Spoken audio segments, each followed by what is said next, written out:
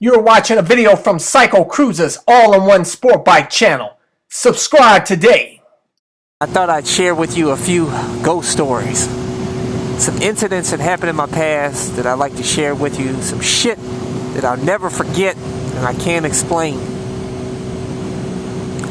The first incident that happened, now mind you, this is when I lived in South Florida, when I lived in Boca Raton, Florida. I was leaving a club with a date. It was about, I'd say about 1 or 2 o'clock in the morning. I was getting ready to take her home. And I thought I'd stop at the local cemetery. A really creepy cemetery. I don't know, I was being a dick. I felt like being silly. I know, you don't have to tell me. But anyways, I thought I'd stop by this cemetery and kind of freak her out a little bit. So I pull in this cemetery. It was a really creepy cemetery too, man. It had a lot of old headstones. Had a mausoleum, real old mausoleum. And but I pulled in this cemetery, and really dark too, man. Cut the lights off, cut the car off, and I get out and I go to this grave, and it was a really weird grave. I don't know. This grave had like an aura, a presence to it that just drew me to it. But I motioned for my date to come over. I was like, "Come here and check out this grave." It had some candles around the headstone, and we went over to this headstone, and the girl's name was Leah. I'll never forget that name as long as I live. And so I'm like, I felt like being silly. I was like, "Hey, Leah, show us a sign." As soon as I said that, a bat, I tell you, I'm telling you the truth. I swear on my life, may I be struck down with lightning right now if I'm lying. A bat flew out of the tree and swooped down at our head. It almost hit my head. I ducked down real quick. It almost got her in the head. And then the bat flew off. And next thing you know, my date was hauling ass down the street. Scared out of her fucking mind. I was freaked out. You know, I've seen bats on rare occasions at night. It had to be a bat because, you know, you don't see, birds don't really fly at night. Very rarely. And obviously the birds don't have a flight pattern like this. This was a bat. It had to be a bat. And it was probably a fucking vampire bat. But I'll tell you guys, it scared the shit out of her, man. And she hauled ass down the street. I got in my car to go track her down. I caught up to her. I couldn't even get her in the car, man. She was just completely pissed off at me. She was scared out of her mind.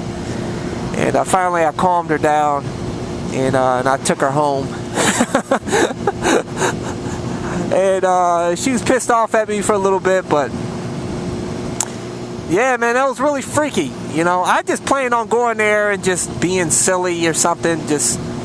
I didn't think anything would happen. You know, it was just a really creepy cemetery, and I thought it would just freak her out just going to the cemetery. But shit, I didn't know we'd get attacked by a damn bat.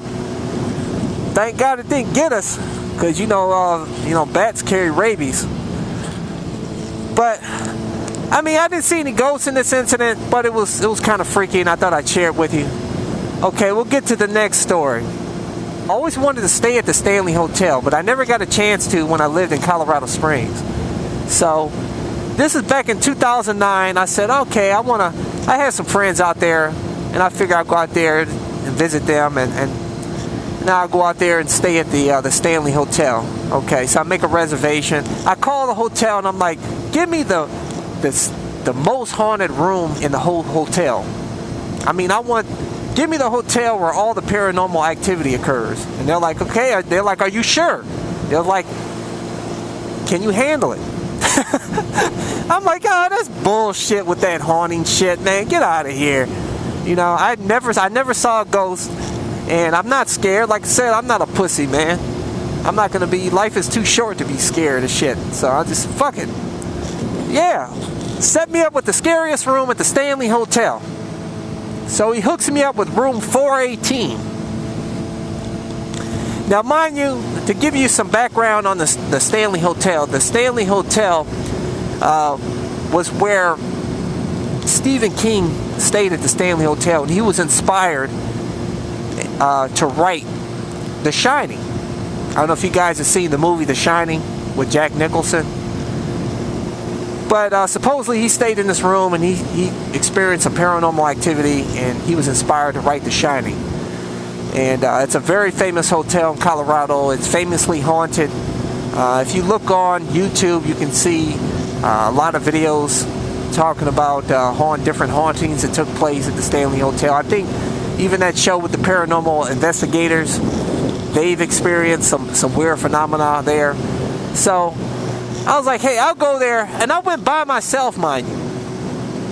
You know, I couldn't get anybody to go with me to stay in this haunted room. They're like, dude, you're fucking crazy. You're out of your mind, dude. Well, I said, hey, I'm not scared of no fucking ghosts, man. I'm not going to let ghosts, scare me. Fuck it. You know, it's not something that's physical that can bother me. I believe it's all mental. At least I did at the time. But anyways, so I aboard the airplane, head out to Colorado, and I get a rental car and I drive through the mountains to Estes Park, Colorado, where the Stanley Hotel is.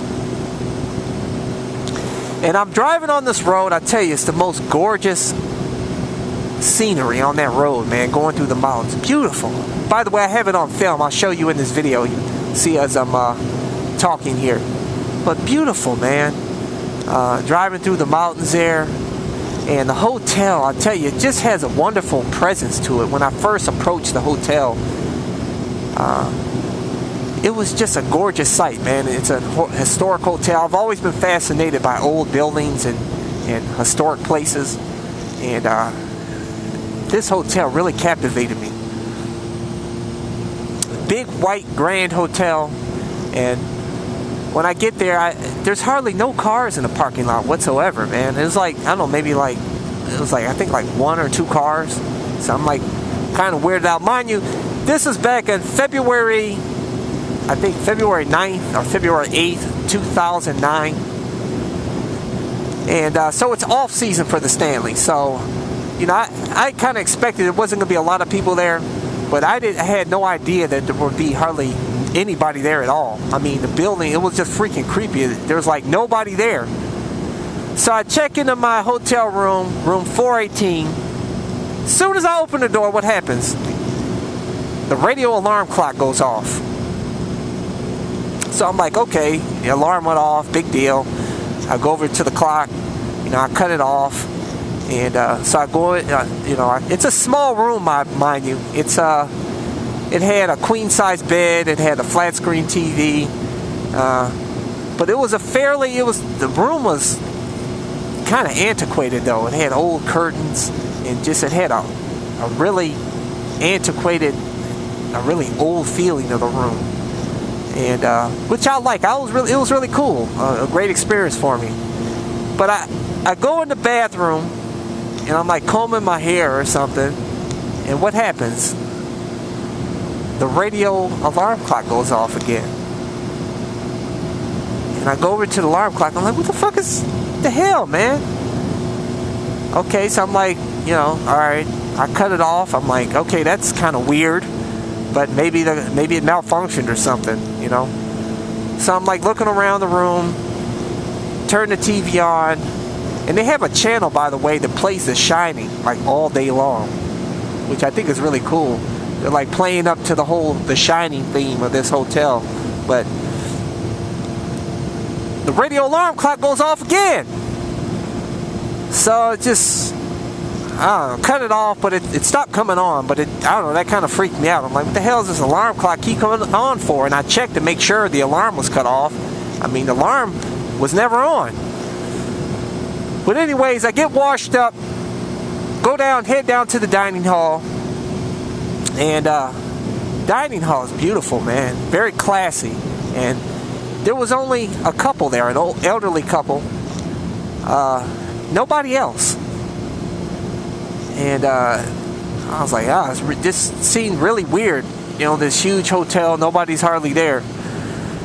So I sit down, order a meal. By the way, the food is really expensive there. And it's not even all that great. But anyways, I had a meal and headed up back. Actually, I didn't go back to my room at that time. I walked around the hotel, took some video, and it was roughly, I'd say, about 9 o'clock or so. And I walked around outside of the hotel, took some video. Like I said, really creepy. You know, no cars out there, just me out there by myself. And so I go to the other building. There's another building next to the main building, and I went in there. Nobody in there, completely empty. Walk around in there, and they have some pictures on the wall of Stanley, the former owner of the hotel that died many years ago, and a picture of his wife and a little history of the hotel. Really cool. I had an old piano there. And but anyways, I end up heading back to my room. Nothing happened, and you know, this when I was in this building. But I head back to my room 418. It's supposed to be the most haunted room. Okay, the radio alarm clock didn't come on again. Okay, so I go to bed, and mind you, I didn't get much sleep the night before, so I dropped. I was out, man. And I had the weirdest nightmare. I had a nightmare of a ghost child running down the hallway and busting my door open. And when I woke up, I was just like, it really freaked me out. But by the way, before I went to bed, I set up a Sony night vision camera because I wanted to see and I had it aimed at me on the bed and the door behind me. Because I thought, let's see if anything happens. You know, if something cool happens, we'll put it on YouTube. So I go to bed. Like I said, I had this weird dream, this child running down the hallway, busting the door open. When I woke up, you know, and I just remember that dream vividly. I never forget that dream. And I was just like, wow, that's weird, but you know, nothing else really happened to me. And at that point, so I checked out. I didn't even review the video footage or anything. So I didn't actually review the video footage until I went home. But when I got home here in Ohio, and I looked at the night vision video footage, what do I see? I didn't see anything, but I heard some noises. It sounded like popping noises while I was sleeping. Distinct popping noises. And then it showed me in the video raising up suddenly out of my sleep. And I'm like looking around, and then I go back to sleep. That must have been the incident in my nightmare when the child busted the door open. Probably scared the shit out of me when I woke up. I don't remember waking up, mind you. I just saw it in the video, and I'm like, wow. Okay, that must have been what happened to me when when that girl busted through the door, or the little child busted through the door. And but when I went back to sleep, and then I'm like mumbling, I don't know, like speaking in tongues or some weird gibberish, I don't know, talking. I still can't figure out what the hell I was saying in my sleep. But it was still these popping noises that were going off in the room. And that just freaked me out. And I'm like, what the hell is that, man? It sounded like, I don't know, maybe it could be the handle of the dresser going against, going up and down or something. I don't know. Some people have said that it could have been possibly because it's an old building. The building is settling, and they tend to make noises and creaking. The floor creaks. But I didn't hear any of that, man. It didn't sound like the floor creaking, or it was distinct popping noises.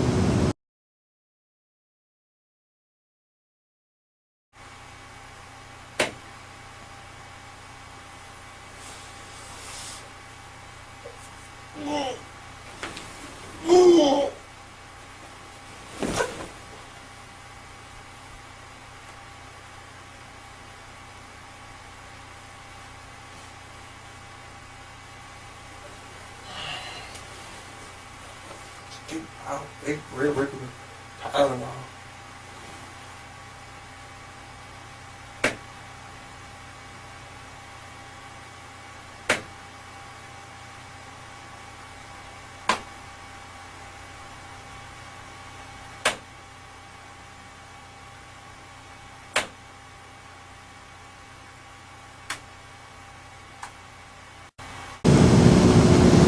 And I don't know what the hell, people think I like fabricated that shit, but I did not fabricate. I did not make those noises. May God strike me down if I'm lying right now. I did not fabricate those noises at all. I wouldn't even know how to replicate those noises. But yeah, it was really weird, man. And I didn't see a ghost, mind you. I did in my sleep. At least I thought I was sleeping when that took place. But yeah, it was a really weird incident, man, that I'd share with you guys. I know you guys think I'm bullshitting, but honest to God, I'm not. Seriously, man. And I'll tell you one more ghost story, and this comes from my mother. And my mom always tells me this story, man, and I believe her.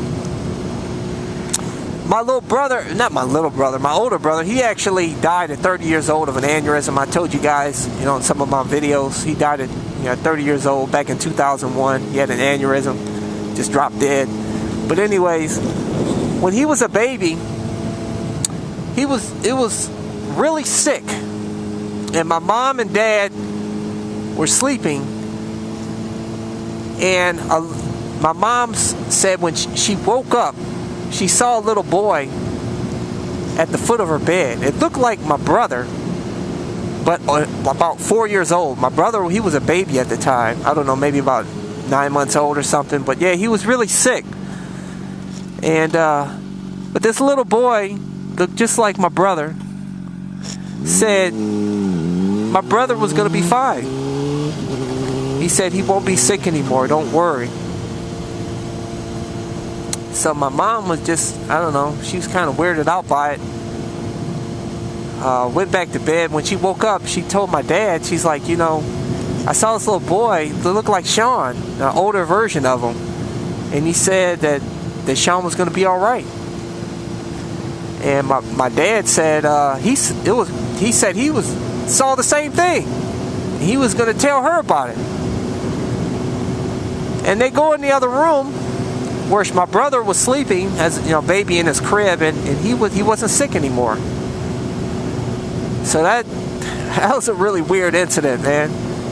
But yeah, that's really freaky, man. But yeah, I'll never forget those two incidents that happened to me. And like I said, man, strike me down with lightning if I'm lying. So hey guys, those are the only stories I have to share with you. Those are only weird incidents that happened in my life. I thought I'd share with you guys on this nice evening out here in the country. This lonely, desolate road.